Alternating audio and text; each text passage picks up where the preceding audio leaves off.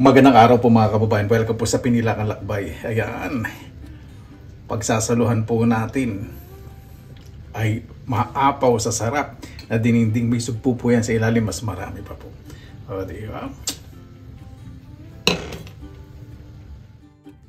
Yan. Mayroon din po tayong inihaw na bangus. Tara, samahan po ninyo kung bagyang mag-prepare. Magpapalamig po muna ako. Pupunta po ako dun sa Asian shop, mamimili po ko ng mga gulay para pa sa ating dinengdeng at bangus inihaw. Ayan po, dito na po kasarap ng bahay. Napakaganda po ng Aurora Borealis. Napaka peaceful po ng weather po ngayon. -17, o diba? Hindi po siya masyadong makulay, pero yung pagka-green po niya napakaganda po, no? Parang fairy tale. Diyan po muna natin bagya bago tayo pumasok sa loob at magluto. Ayan po, nakabili po ako ng frozen na sitaw. Wala pong fresh eh. Saka baby okra at may sugpo. Wala na po itong ulo. May, hindi ko alam may balat ba ito. Meron yata. Ay, nabalatan na pala. Tingnan may picture. Tapos, malaking bangus. Sana po natin magluto. Alam niyo naman po, ang dinengdeng ay isa sa pinakamadaling lutuin. Ang father ko po Ilocano, halos araw-araw nagdidinengdeng po. Kaya po muna ako ng sibuyas sa kamote. Gusto ko po sa dinengdeng may konting tamis. Gusto ko po talaga gamitin kamote. Diba? Sakunin lang po natin yan. Lagyan ko na rin po ng kamatis para may konting kulay ang ating sabaw. So po sa kamatis, durog na durog. Yan, ilalagay ko po sa foil ating pong bangus. Ihamin ko po kasi sa oven. Syempre, winter dito, hindi tayo makapag-ihaw sa labas. Laka po na yung bangus na nabili. Napakasarap po nitong iihaw. Asin sa kapaminta lang po nilagay ko. Technique po, pag magbabalat po kayo ng isda, unahin nyo po itong lagi sa gilid. Kasi, lagi po, di ba, nirorolyo sa kayong gilid. Ito para masil agad. Di ba? Para walang lumabas na liquid.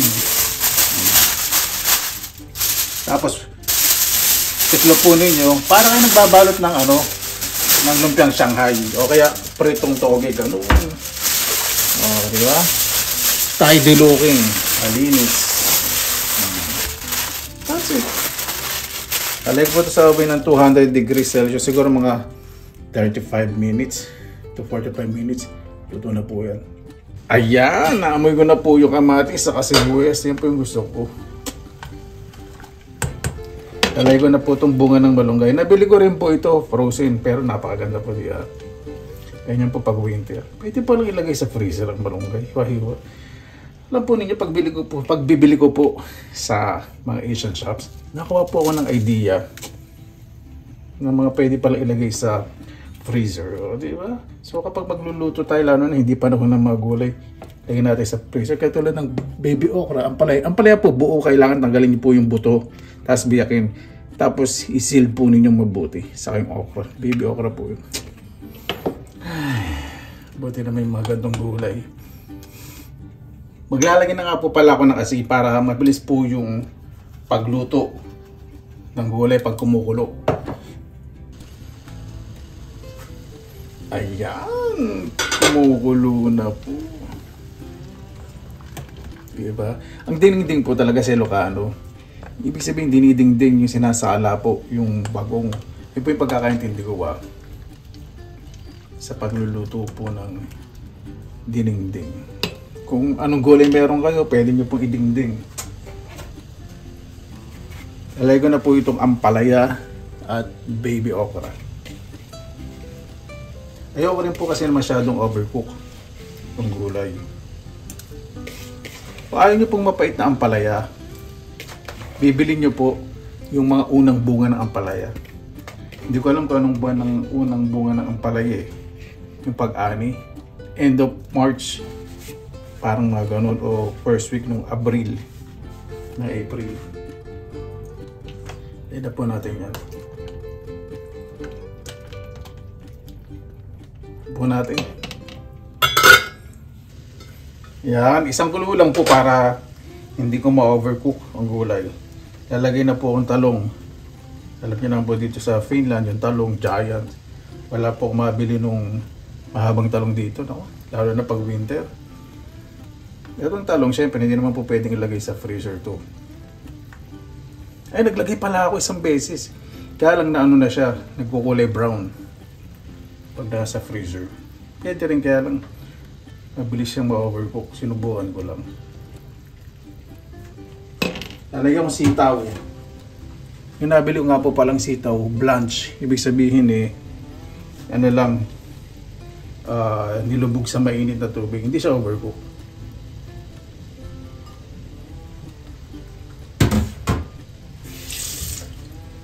Tingin ko po muna. Napuno kanina, konti-konti lang po, di ba? Isin ko lang po ito para mas masarap. Tingnan na po tayo ng bagoong, boneless bagoong.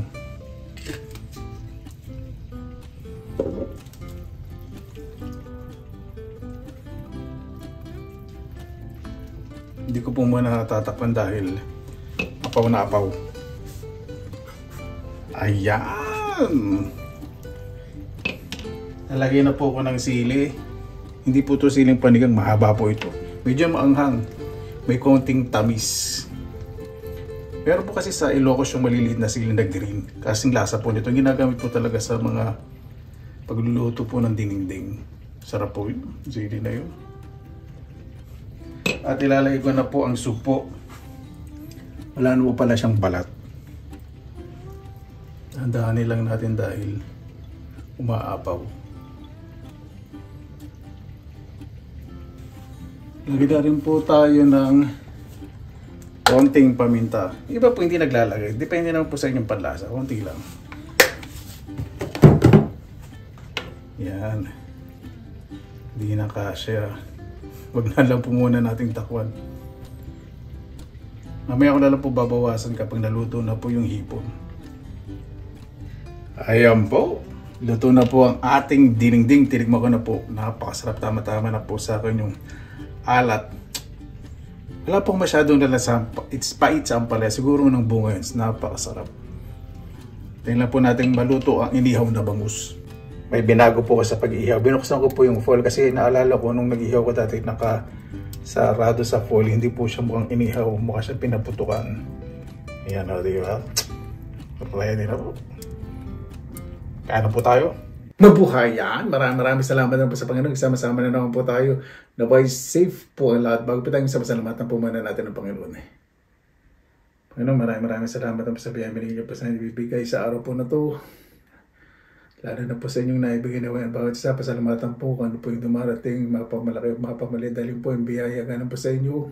At nandito po kami buhay. Nawimiral po ang pagpapakumbaba, pagmamahal. At alisin na po sa puso at isipan ang galit ng bawat isa. Kaya na po bahala po sa amin. Sinusuko na po namin sa inyo lahat sa kalan ni Jesus. Amen. Ako lang po yung kamay ko. Kasi yun ang isang araw. Kahapon pala, yung nadikitan ako ng super glue. Medyo nagalusan. Pero okay na.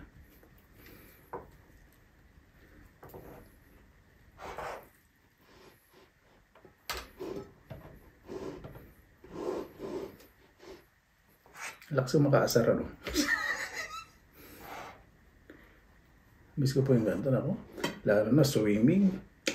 Ngayon nag-umpisa na po ang tag-araw sa Pilipinas. Diba?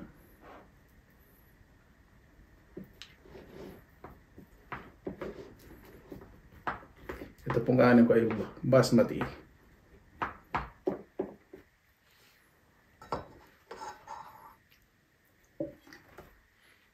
Dali lang po. Sorry. Gusto ko inom kasi ng pineapple orange pag-haluin ko.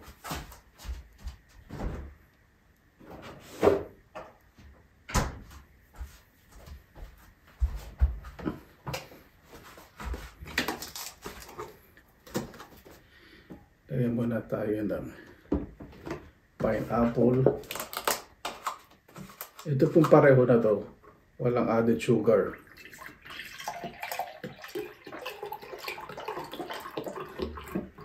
Madali po yung expiration kasi fresh po. According sa packaging, fresh. Diba halos magkakulay, walang food coloring.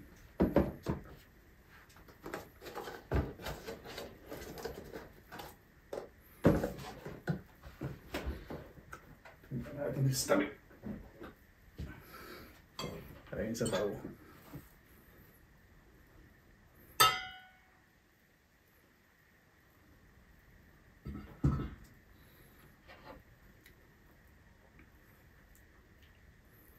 Napakabango ng dinding. Ang father ko po hindi po makakakain ng bagani pag walang dinding.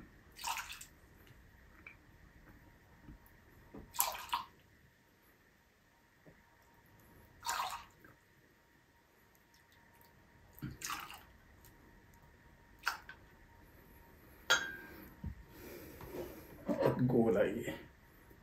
Kunin natin yung sumpo syempre. Yan.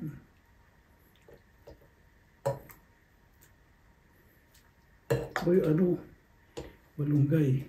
Yun. Malunggay pa. Yun.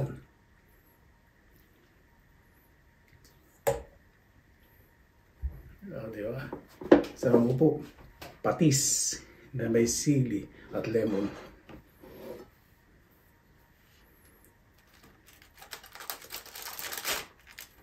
Pag nag-iihaw po, dapat kasama balat. Malaki itong bangus. Malaki na talaga bangus yung balat.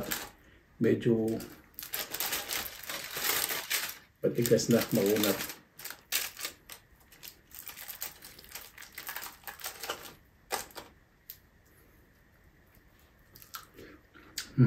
Sarap. Luto-luto. Masarap.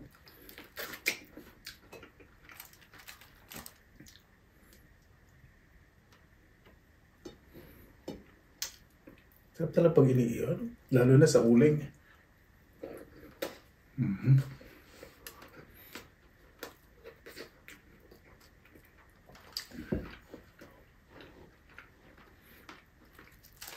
Sarap ng bangus.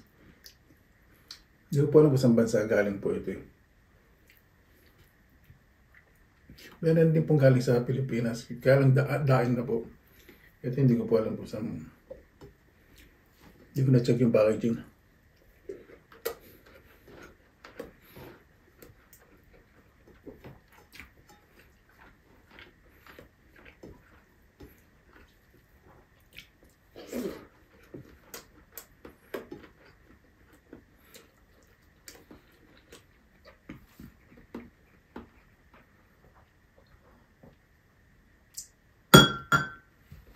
Sarap.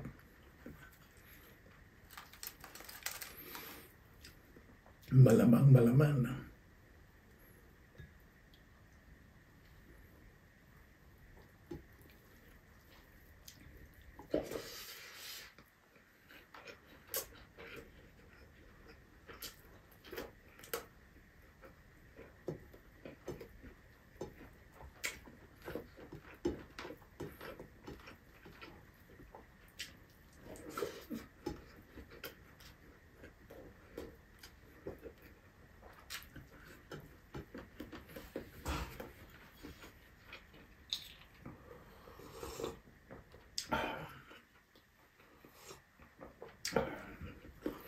Sarap talaga sa sabaw na dinigdig po, ano? Ang palay, masarap. Hindi siya masyado mapait. Sarap itong bangus na nabili ko na ito, ah.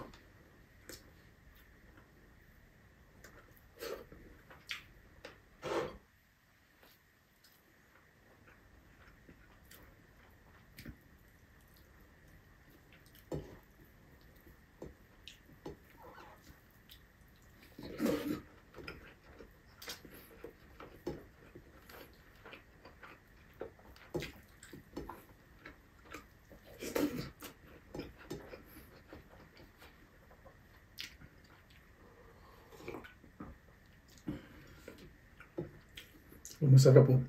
Ang bunga ng malunggay po ito, may nabibilang frozen. Sarap. Yung kinuha talaga nila yung hindi kagulangan. Tama-tama. Kasarapan.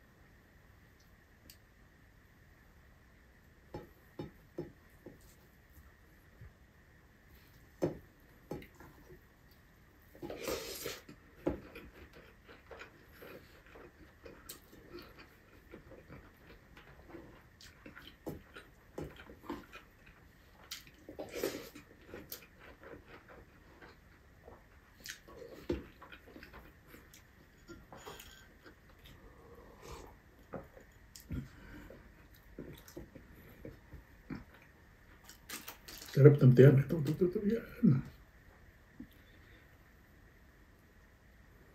Pag malaki po itong bangus na ganito, tinatanggal ko po yung itim sa tiyan. Yung kulay itim.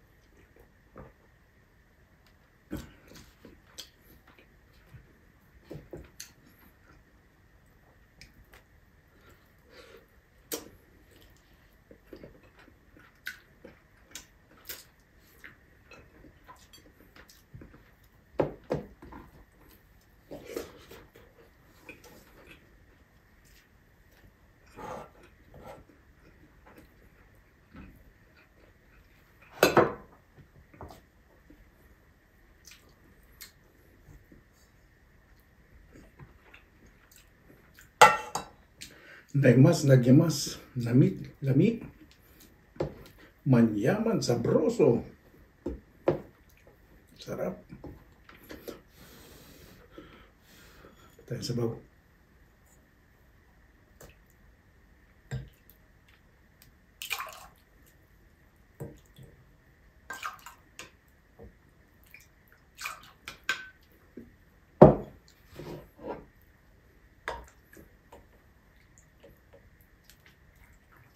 Bunga ng malunggay, sana yun.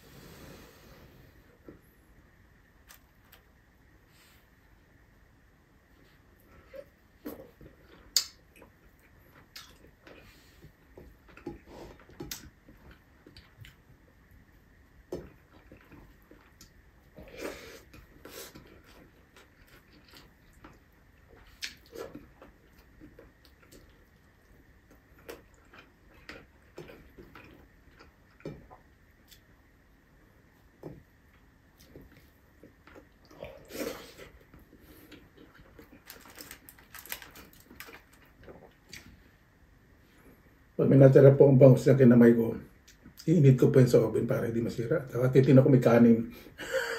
Pag may kanin po kasi nag-stay dyan, kapapanis.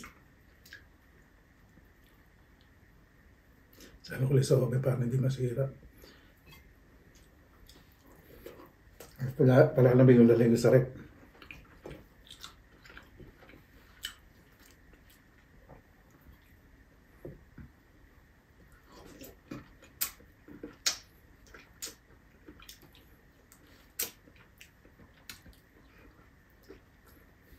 Excuse me.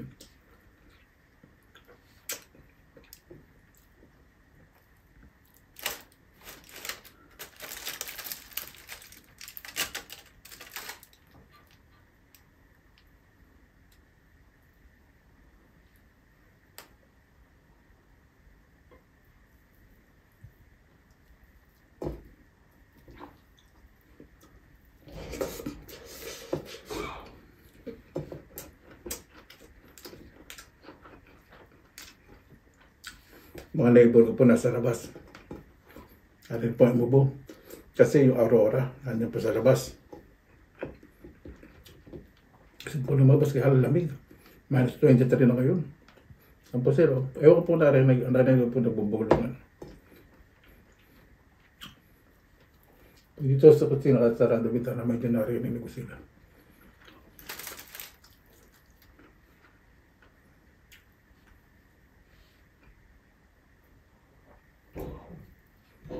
Yan mo, di ba? Narinig kayo.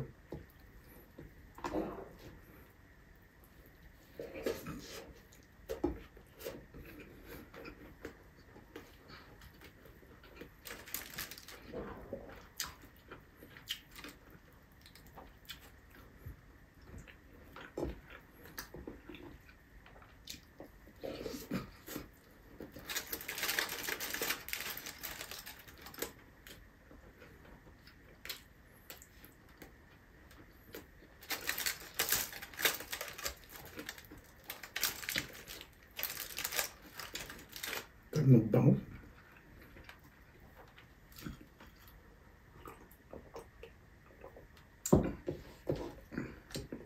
Pag ganito naman talaga ang ulam.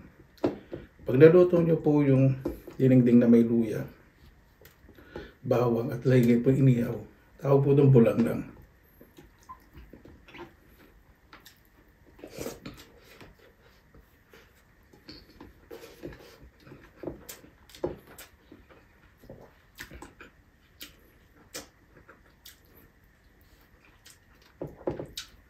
Excuse me.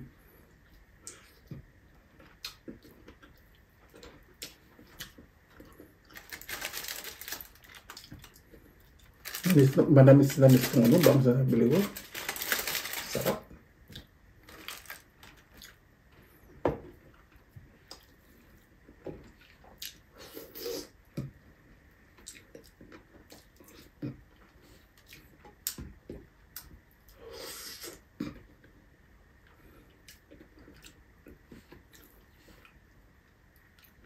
Pag magtatanim po kayo malunggay, gusto po niya naarawan.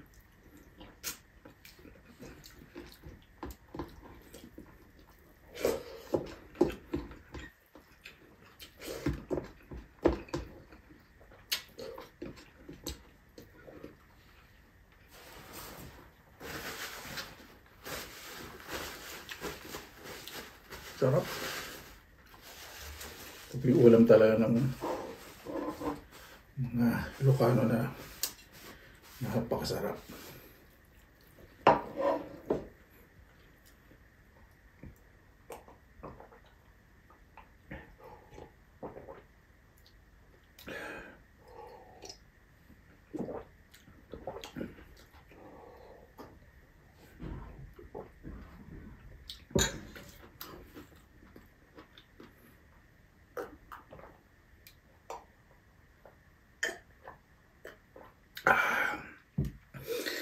Solve na solve.